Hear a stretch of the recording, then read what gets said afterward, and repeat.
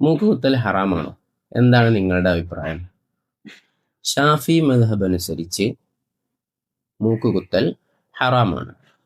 അതേപോലെ തന്നെ ശരീരത്തിൻ്റെ മറ്റേത് ഭാഗങ്ങളിലായാലും പീഴ്സിങ് ചെയ്യൽ അതേ വിധി തന്നെയാണ് വരുന്നത്.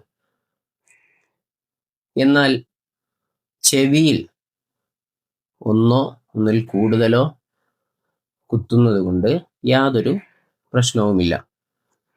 ഇത് ഒരു അലങ്കാരമായിട്ടാണ് കണക്കാക്കുന്നത്. പണ്ടുള്ള കാലങ്ങളിലൊക്കെ ഇവിടെ വല്യമ്മമാരുണ്ടെങ്കിൽ അവരുടെയൊക്കെ ചെവിയിൽ കാണാം ചിറ്റ് എന്നാണ് അതിന് പറയുക. ഈ ചെവി, രണ്ട് ചെവി ഇങ്ങനെ മുഴുവനായിട്ട് ഉള്ളതായിട്ട് കാണാം. അതുകൊണ്ട് കുഴപ്പമില്ല.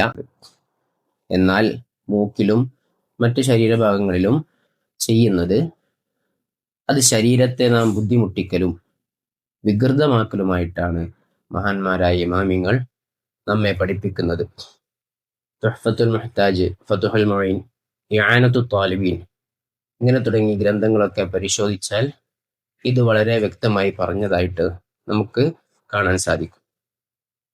ഇൻഷാ അല്ലാഹ് ഇതുപോലെയുള്ള കാര്യങ്ങളൊക്കെ മനസ്സിലാക്കിക്കൊണ്ട് ജീവിക്കാൻ അല്ലാഹു തആല നമുക്ക് തൗഫീഖ് നൽകട്ടെ. ആമീൻ.